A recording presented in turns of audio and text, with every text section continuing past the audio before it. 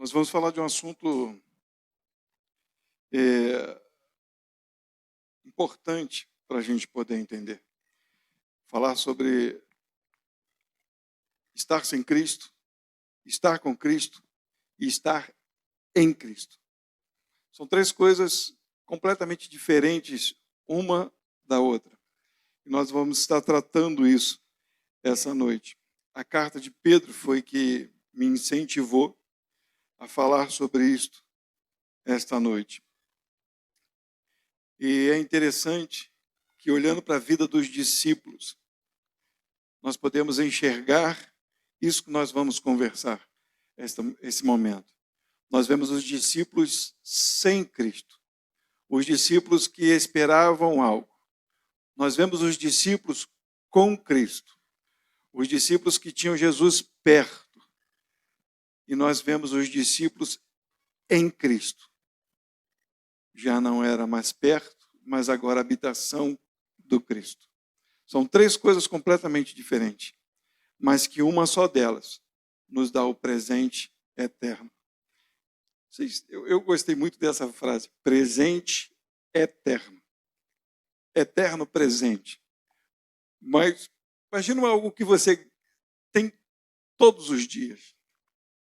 Não é um presente único, entenda isso. A salvação não é um presente que você recebe e diz, acabou. A salvação é um presente eterno. É um presente de novidade eternamente. Com Deus nos céus, não é, por exemplo, toma essa pedra. Você recebe a pedra, amanhã você vai olhar, é uma pedra, correto? Você recebe uma Bíblia, toma uma Bíblia. E quando você olhar, é uma Bíblia. Mas a salvação, quando você notar na eternidade, é um conhecimento novo de Deus todos os dias. É conhecer a Deus eternamente, infinitamente conhecendo a Deus. E será um presente, porque conhecer Deus eternamente é novidade e alegria para todo sempre. A gente acha, às vezes, que o céu é um lugar monótono e que recebemos a salvação para estar no céu e chegar lá no céu a gente vai ver um monte de nuvem de algodão doce. E isso não é verdade. É um presente eterno, eterno presente. É algo, não só o eterno está presente, mas uma novidade eternamente. Não é uma pedra todo dia, não é uma Bíblia todo dia, não é um lenço todo dia. É conhecer a Deus eternamente, e não tem dia. Sabe o que é conhecer a Deus? É interessante que quando nós vamos nos aprofundando e lendo a palavra de Deus, nós olhamos para um texto que a gente já leu várias e várias vezes, e ele se renova em nós. A gente lê e de repente você fala, mas eu nunca percebi isso. Aí você lê daqui um tempo de novo, você lê, caramba, isso aqui falou meu coração. Ou então você está craque naquele texto, está tão importante na tua vida, aí passa um tempo, de repente acontece alguma coisa, e aquele texto que fazia sentido, faz mais sentido ainda, porque você está vivendo uma situação que o texto te leva a isso.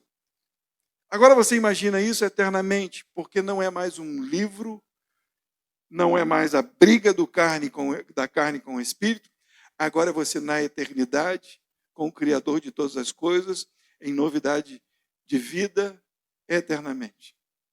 Presente, eterno, toda hora, novidade toda hora. Esse é o nosso desejo, esse é o meu desejo. E quando eu olhei para a vida dos discípulos, eu consigo enxergar a vida dos discípulos nesta caminhada de sem Cristo, com Cristo e em Cristo, eu queria passar isso para os irmãos. Amém? Sem Cristo. Abre comigo Efésios, capítulo 2, os dois versículos, versículo 2 e versículo 3. Em que noutro tempo andaste, segundo o curso deste mundo, segundo o príncipe da potestade do ar, do espírito que agora opera nos filhos da desobediência, entre os quais todos nós também antes andávamos nos desejos da nossa carne, fazendo a vontade da carne e dos pensamentos, e éramos, por natureza, filhos da ira como os outros também. Sem Cristo, a Bíblia nos declara que nós fazíamos conforme o nosso entendimento. Tudo o que desejamos, fazemos. Isso tudo é no trabalho, na religião, na família. No trabalho, porque a consciência daquele que está sem Cristo, ele vive para sobreviver. Ele nasce, aprende e ele entende que ele precisa sobreviver. Ele precisa trabalhar, ou alguns entram por caminhos errados, precisa roubar, ou fazer coisas que sustentem a sua vida. Eu ouvi uma entrevista de uma moça que ela, para não deixar os filhos morrer de fome, ela aprendeu a vender o seu corpo. E ela gostou muito daquilo, porque ela sustentava e ganhava muito mais do que os biscates que ela fazia. Então a pessoa nasce, cresce para sobreviver. Ela precisa lutar pela vida dela. Ela precisa arrancar do mundo coisas para a vida dela, para ela viver. Isso na religião também. Ou ela busca paz interior na religião ou não. Ou ela quer algo para trazer paz para o seu coração ou não. Ou ela repudia. Ela diz, isso não presta para mim. Ou então ela acha que aquilo vai mover o coração e vai trazer paz interior para que ela possa sobreviver. Na família, ou ela tem muitos tumultos na família, ou a família é um porto seguro para ela. Família é a coisa mais importante para ela. Ela não pode viver sem a família, ela faz tudo pela família. A família é lá em cima e o resto tudo embaixo. Ou então a família é lá embaixo e o resto tudo pode. Por quê? Porque a ideia daquele que não tem Cristo é fazer com que a sua vida tenha paz neste mundo. E às vezes a gente confunde uma coisa e diz, quem está no mundo não tem paz. Quem está no mundo não tem alegria. Isso é mentira. Tem alegria e tem paz. Eles não têm a paz e a alegria de Cristo, que é diferente do mundo. Tem gente que supra as suas necessidades e não precisa. Ele olha para Deus e diz, eu não preciso disso. Eu conheci muitas pessoas que falavam isso comigo. Diziam até que a Bíblia era uma história em quadrinho. Para que eu quero isso? Eu trabalho. Eu tenho meu ganha-pão. Eu tenho minha casa. Para que eu quero isso? Até porque muitos pregam isso, né? Vem para Jesus que você vai ser feliz. E o cara é feliz, e aí? Vou para Jesus para quê? E aí já é contrapartida, a pessoa diz, vem para Jesus que você vai ser feliz, e a vida está desgraçada, e ele vem para Jesus achando que ele vai encontrar felicidade na igreja, na palavra daquela pessoa que estava falando. E é mentira, porque não foi dito a ele que ele era pecador, que ele só pensava nele, que a vida dele está em condenação, como diz o texto. Nós éramos para ira, destinados à ira, como os outros também. Como aqueles que não têm Deus, destinados à ira, fazendo bem. Muitos fazendo bem. A época de Noé nos revela isso. Jesus falou, será como nos dias de Noé. Casavam-se, davam em casamento. Faziam coisas normais, como todo mundo. Então, para entender que a pessoa que não tem Jesus, ela não é diferente de você. A única coisa que ela tem de diferente é que ela acha que não precisa de Cristo. E ela vive muito bem a vida que ela vive. Alguns não. Alguns estão completamente necessitados, precisando de um socorro imediato, mas não encontram porque procuram Deus da forma errada. Elas querem a sobrevivência da vida, enquanto Deus quer tirar a vida que ela tem no mundo. E tem aqueles que andam com Cristo. João capítulo 6, a partir do verso 60 ao 71. Eu amo esse texto, porque ele tem uma profundidade e as pessoas precisavam ler mais esse texto. Os pastores precisavam mais estudar esse texto. Precisavam pregar mais sobre esse texto. Jesus escolhe 12 discípulos, 12, e começa a andar com eles. Mas aí, nesse lugar, nesse tempo, já não eram mais 12. Já eram já eram muitos que seguiam Jesus. Muitos estavam com Jesus. Jesus faz um discurso para esses discípulos, para todos os discípulos, um discurso horrível. Um discurso que não alegrou o coração deles. Um discurso que não movia a alma, que não trazia arrepios. Um discurso que não tratava da sobrevivência deles na terra. Um discurso que era completamente contrário aos seus pensamentos. E a razão humana, para todos eles, para os 12 e para aqueles que seguiam Jesus. Eles viam em Jesus que ele tinha algo importante, porque Jesus curava. Jesus fazia milagres extraordinários. Jesus ia contra os fariseus, contra os saduceus, ia contra o sistema romano, mas ele não falava do sistema romano em momento nenhum, ele falava de um reino que não era deste mundo. E Jesus começa a falar de comer carne e sangue, a sua carne e beber o seu sangue. E aí as pessoas se aborrecem, porque não era isso que eles queriam ouvir. E diz assim: muitos, pois, dos seus discípulos, ouvindo isto, disseram: duro é este discurso, quem o pode ouvir? Imagina. Eu imagino que eu na igreja. Cara, mas eu não estou batendo muito, não. Olha Jesus falando, Jesus pega firme com eles, Jesus não alivia, não. Jesus mostra a verdade. E às vezes a gente quer, caramba, eu vou diminuir alguma coisa aqui para o pessoal não fugir da igreja, né? Aí eu tenho que olhar para esse texto e ver o que Jesus está falando. Eu falei assim, vou continuar. Aí continua. Sabendo, pois, Jesus em si mesmo que os seus discípulos murmuravam disso, disse-lhes: isto escandaliza-vos? Que seria, pois, se visse subir o Filho do Homem para onde primeiro estava? O Espírito é o que vivifica, a carne para nada aproveita. A palavra que eu vos digo são Espírito e vida. O que Jesus está falando sobre a carne é que a tentativa de sobrevivência de vocês neste mundo é em vão, porque essa carne vai morrer, vai perecer. Hoje nós estávamos conversando sobre a questão de vista, e quando a Elaine chegou aqui, ela estava com uma carinha assim, né? Eu pensei, a Elaine deve estar passando com alguma dificuldade, porque ela está com uma cara de aborrecida assim. Aí, pastor, não estou enxergando ali. E nós estávamos conversando cedo em casa sobre isso. Assim, olha o que pecado fez conosco. Eu, quando vim para cá, eu não usava óculos. Eu, quando vim para cá, eu tinha uma disposição muito grande. Eu, quando fazia serviços pesados, eu não sentia dores. E agora? Estou ficando cego, cansado, com dores depois de alguns trabalhos. Tem que fazer exercício. Exatamente, mas isso é para a gente ver que a carne, o que somos, por causa do pecado, acaba, perece. E as pessoas que andam com Jesus, querem Jesus para viver e continuar vivendo numa vida que vai perecer, que vai acabar. Não estou dizendo que Jesus não dê vida abundante até aqui na terra, mas a vida abundante que Jesus dá aqui na terra não tem nada a ver com os nossos interesses carnais.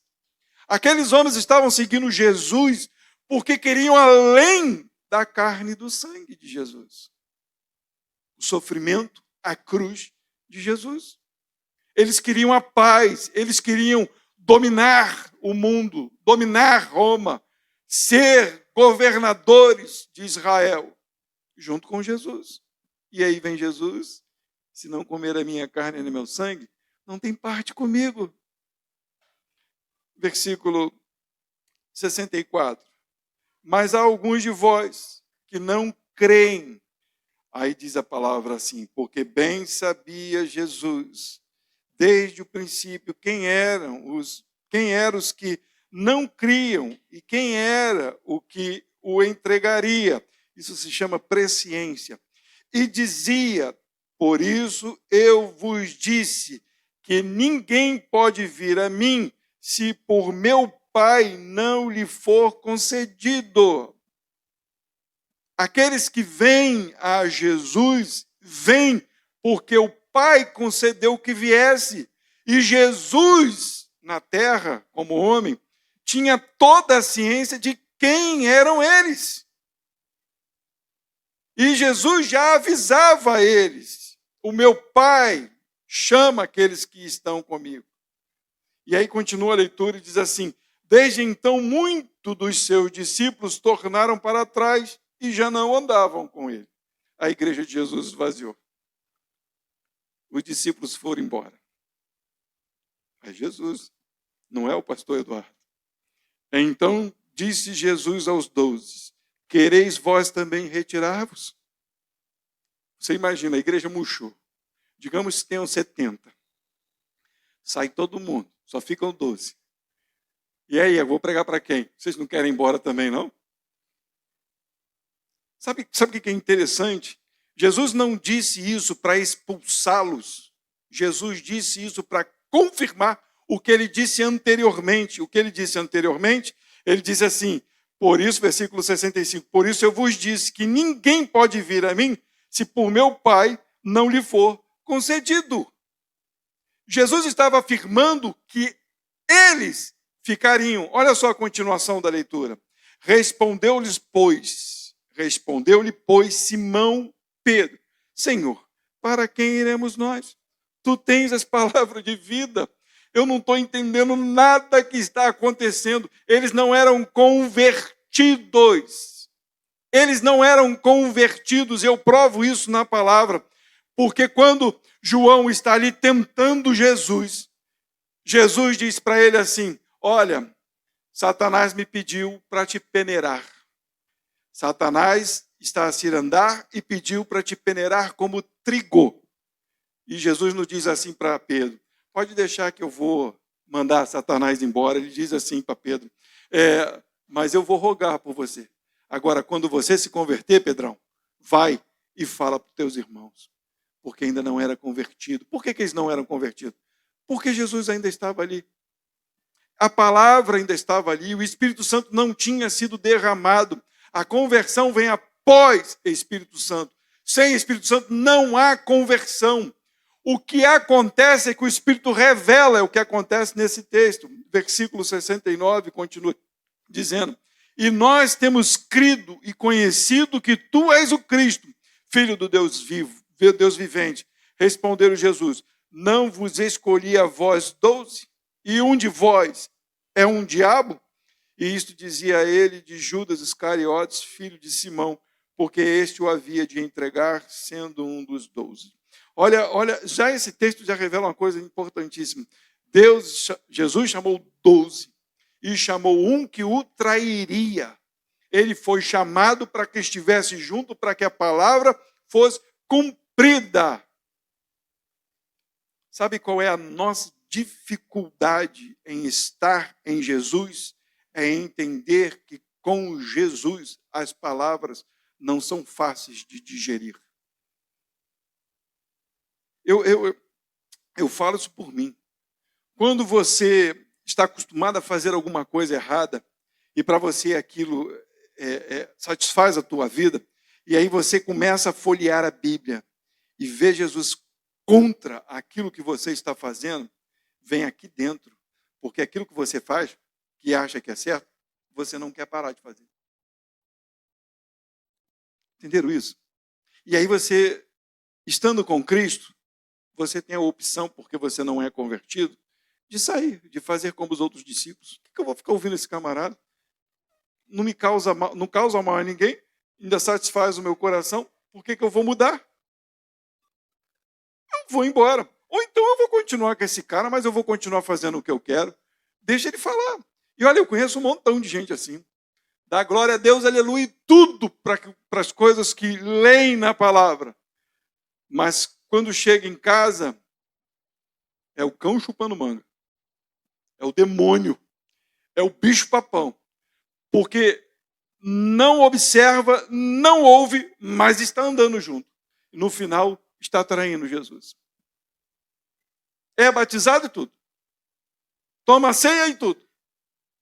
Mas não tem nada a ver com ele. Só anda com ele. só está perto dele. Os discípulos estavam neste período, nesta posição de andar com Jesus, observar o que Jesus estava fazendo. Tanto que alguns dos discípulos andavam com espada, esperando o dia que Jesus falasse assim: é agora que nós vamos dominar tudo e Roma vai ser expulso daqui. E Jesus nunca fez isso. Pregou sempre que o reino não era deste mundo. E eles estavam ali, do lado de Jesus, esperando o reino, o governo daquele homem que era tão especial, mas que eles não entendiam que era Deus. Muitos estão vindo para a igreja assim, enchendo, lotando os bancos assim, não podem ouvir palavras duras, não podem ouvir verdade, e acham que palavra dura é para motivá-los à sobrevivência neste mundo. A palavra dura de homem conforta o coração de homem. A palavra dura de Deus muda a posição do ser humano, muda a estrutura, muda a história, muda o ser da pessoa. Dói, sofre, mas você diz: é verdade. E ainda clama a Deus: me ajuda, porque minha vontade não é fazer o que o Senhor está mandando. E aquele que está em Jesus? Abre comigo aí, 2 Coríntios capítulo 5, a partir do 13. Porque se enlouquecemos, é para Deus. Olha o começo da leitura. Porque se enlouquecemos, é para Deus. Não é, o que ele está falando é assim: vou me fazer de louco para Jesus, que alguns fazem isso. Né? Vou fazer uma bobeira aqui, porque para as pessoas às vezes que eu me enlouqueci para Deus. Não. Esse enlouquecer para Deus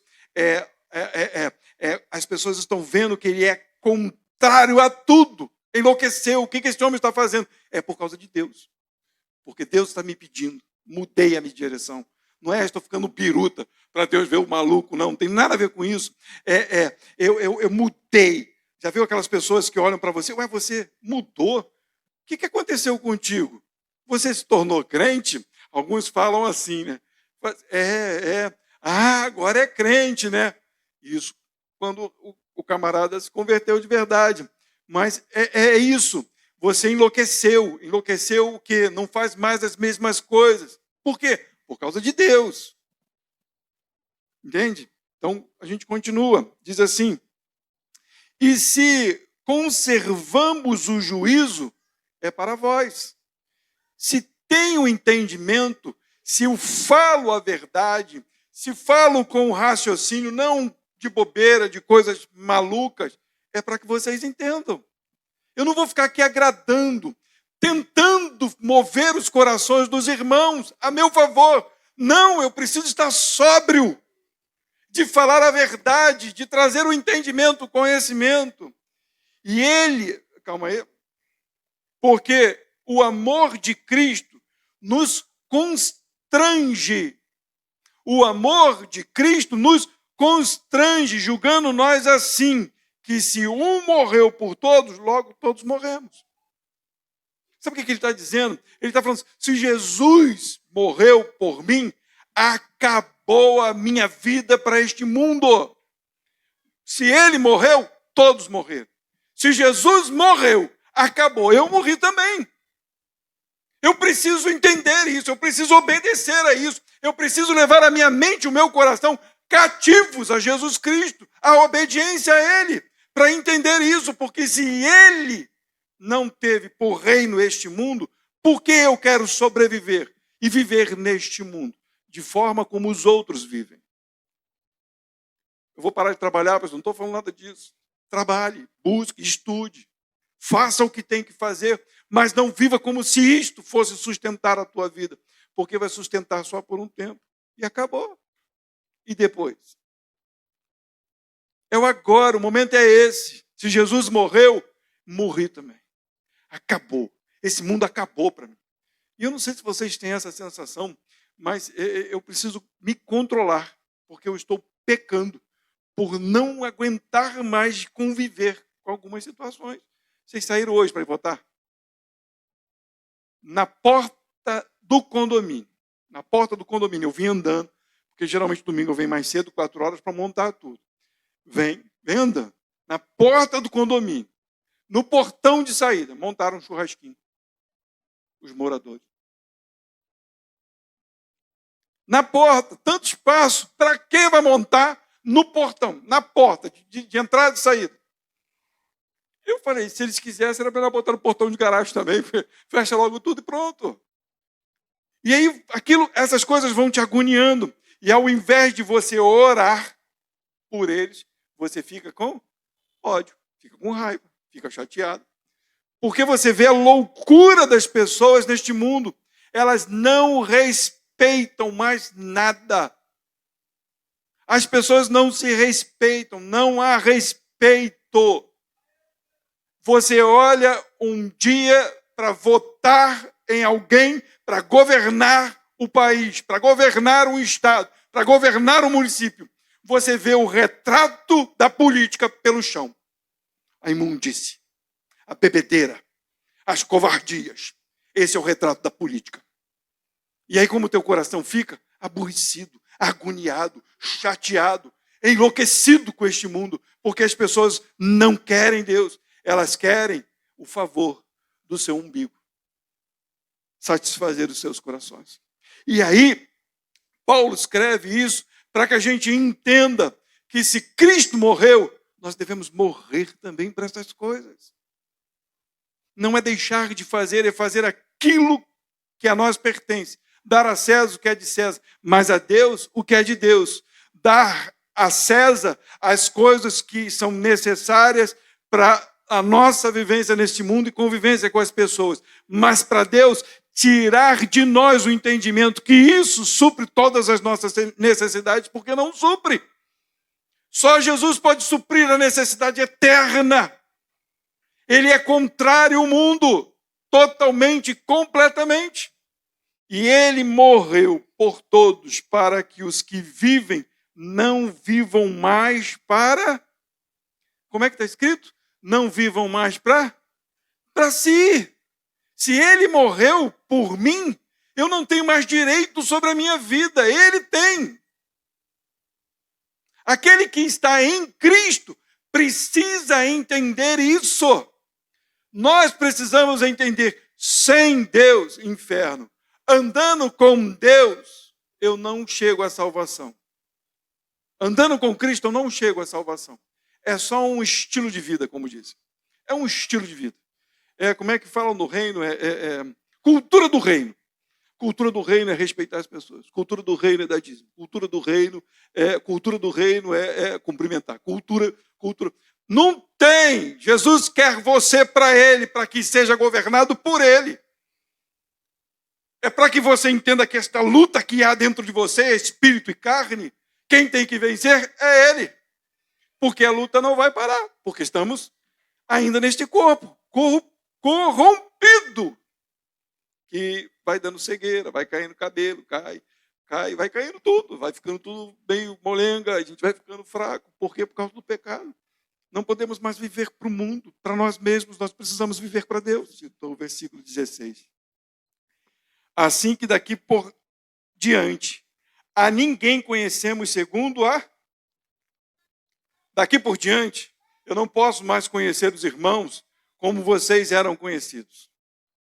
As nossas manias que antes tínhamos não pode mais ser aquilo que revela quem você é. Ou melhor, quem você é. Porque se um morreu, todos morremos. Se morremos com Cristo, agora vivemos por governo dele a nós. Então ele direciona a nossa vida. Então agora o viver que vivemos é o viver dele. Então eu não posso mais conhecer vocês como era. Nem vocês podem me conhecer mais como eu era antes. Tem que conhecer como nova criatura. Porque é o que ele vai falar. Olha só, eu vou ler de novo. Assim que daqui por diante a ninguém conhecemos, segundo a carne. E ainda que também tenhamos conhecido Jesus Cristo, segundo a carne, contudo, agora já não o conhecemos deste modo. Quando Jesus veio a este mundo, veio no corpo fraco. Sendo ele Deus, veio no corpo fraco para que este corpo, aquele corpo dele, recebesse toda a ira de Deus despejada sobre ele por causa dos nossos pecados. Jesus estava na cruz com o meu e o seu pecado. Estava lá despejando sobre ele a ira de Deus, que estava destinada a nós. Foi sobre ele. E aí ele eliminou Ele acabou, ele venceu a morte, ressuscitando. Já não é mais o Cristo em carne, agora é o Cristo glorificado. É o Senhor da minha e da sua vida. Nós já não andamos com Ele, nós vivemos dele, nós vivemos para Ele. Jesus não está aqui do meu lado, vamos dar o braço aí, Jesus, me fala aí o que eu tenho que fazer. Aí Jesus, não, agora Ele mora dentro de mim. E a Bíblia diz mais assim, olha o versículo 17, assim que se alguém está em Cristo, nova criatura é. E as coisas velhas já passaram, e eis que tudo se fez novo. Acabou, as coisas velhas passaram. Tudo agora tem que ser novo. O velho homem acabou. Não posso mais viver como vivia antes, nas minhas imundícies, nas minhas mentiras, traindo e sendo traído por causa dos meus pensamentos. Sou nova criatura. A nova criação de Deus, e é isso que tem que estar firmado no nosso coração, a nova criação entende que ainda vive na carne, que tem pensamentos ruins, que fala coisas ruins, que se ira, que se aborrece, mas por ser nova criatura, olha para Deus e diz, Deus, eu entendo, o que eu faço é errado. Eu quero viver segundo o teu Espírito que habita em mim e que me fez nova criação. Porque quem anda com Cristo diz para ele agora não. Isso eu não quero ouvir. Mas isso eu quero. O que é? Vida eterna? Esse eu quero ouvir. Deixar o pecado? Não falar mentira? Não roubar? Não adulterar? Não. Não. Jesus. Isso eu não quero não. Mas o mesmo, aquele que está em Cristo, quando erra, diz, Senhor, eu errei de novo, me ajuda. Me ajuda a prosseguir, me ajuda a caminhar. Deus, guia os meus passos. Segue os meus olhos para este mundo. Encolha minhas mãos para que eu não toque naquilo que não é teu. Aliás, essa oração que eu ouvia papai sempre dizer. Papai, depois que voltou para casa, ele dizia assim, a minha oração é, Senhor, cuida dos meus olhos, para que eu não veja o que não deva ver. Não é, gente? Cuida das minhas mãos, para que eu não toque no que não deva tocar. Cuida dos meus pés, para eu não ir para onde eu não devo ir. Essa é a oração do crente. Porque agora ele não está andando com Jesus, ele está em Jesus. Ele é um cristão, ele é uma nova criatura, ele é um Cristo pequeno. Ele é um apóstolo, o embaixador de Deus na terra, não no título de trazer algo novo, ou de ter o entendimento de que a revelação agora está com ele, mas um embaixador, um discípulo, um enviado do Senhor às nações para pregar e falar sobre um reino eterno e superior a isso tudo. Efésios capítulo 2. Nós vamos ler do 11 ao 13. Portanto, lembrai-vos de que vós, noutro tempo, eres gentios na carne e chamados incircuncisos pelos que na carne se chamam circuncisão. Abreviando para que a gente entenda, antigamente vocês não faziam parte do povo de Deus. Em outro tempo, vocês não faziam parte do povo de Deus. Vocês não tinham a marca do povo de Deus, feita pela mão dos homens. Lembra da lei? Era feita a circuncisão no menino, no prepúcio, no pênis. E ali era marcado aquele menino para dizer, povo de Deus, faz parte, é um hebreu. Esse menino é de Deus, pela lei. Mas foi um homem que fez. Foi marcado por um homem. Nós éramos assim. E diz que naquele tempo estáveis sem Cristo, separados da comunhão, da comunidade de Israel, e estranhos às alianças da promessa, não tendo esperança e sem Deus no mundo. Mas agora, em Cristo, ele não fala caminhando, andando, ele fala em Cristo, não fala com Cristo. Estamos com Cristo, mas ele está em nós. Andamos com Cristo, mas ele está em nós. Ok? Só para que fique firmado isso. Mas agora, em Cristo Jesus, vós, o que antes estavais longe, já pelo sangue de Cristo, chegaste perto. Então, pelo sangue de Cristo, nós chegamos perto. Ele diz assim, a partir dos 5 Filipenses 2, de sorte que haja em vós o mesmo sentimento que houve também em Cristo Jesus. Que sentimento foi esse, pastor? Não sou eu que digo, é a Bíblia. Que sendo em forma de Deus, não teve por usurpação ser igual a Deus, mas fez a si mesmo de nenhuma reputação. Eu tenho um monte de coisas, mas eu digo para as coisas que eu tenho, não estão comigo agora, porque eu sei que isso não me leva para o céu. Jesus não, ele sendo Deus, tinha todo o direito de dizer, sou Deus e vai ser do jeito que eu quero aqui na terra, e eu não vou vir em corpo fraco nada. Vou vir nada de corpo de homem, não. Eu vou vir glorioso aqui. Imagina Jesus glorioso aqui. O negócio é pegar fogo.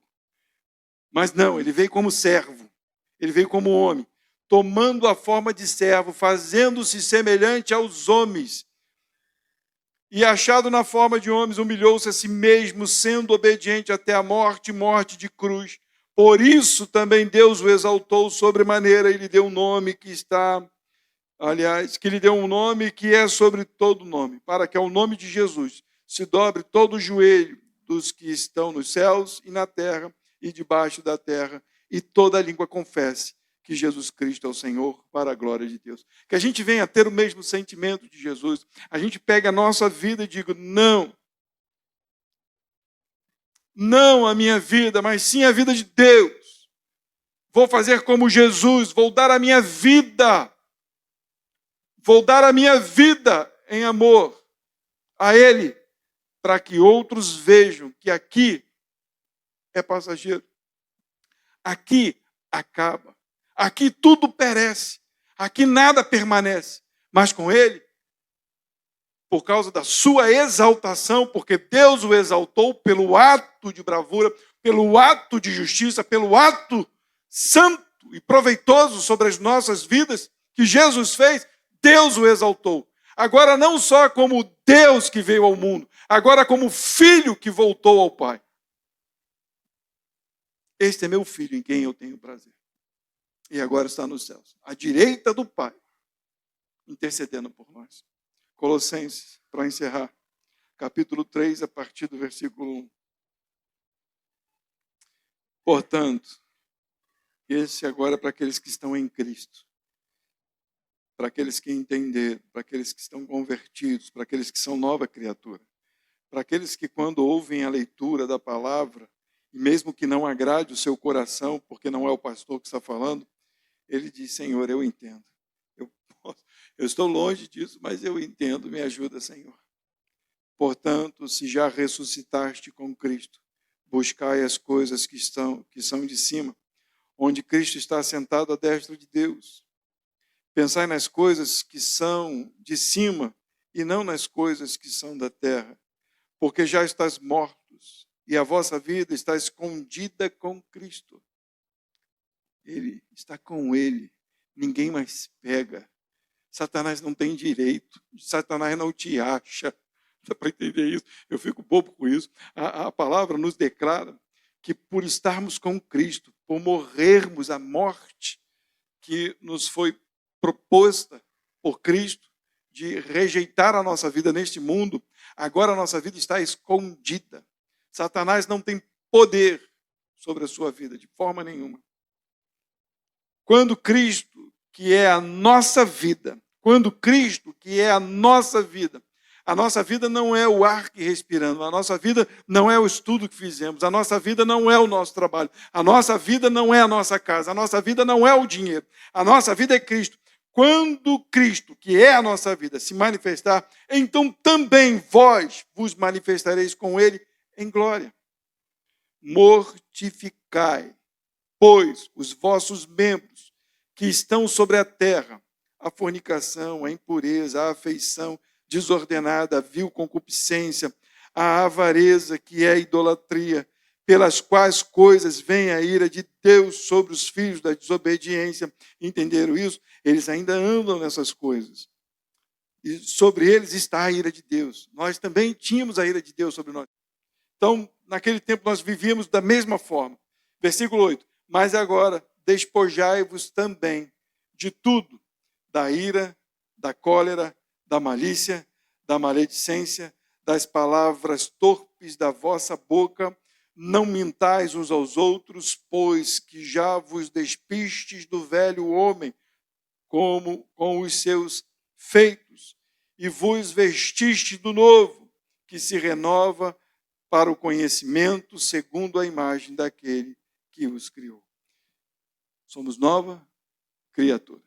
A nova criatura vive em Cristo.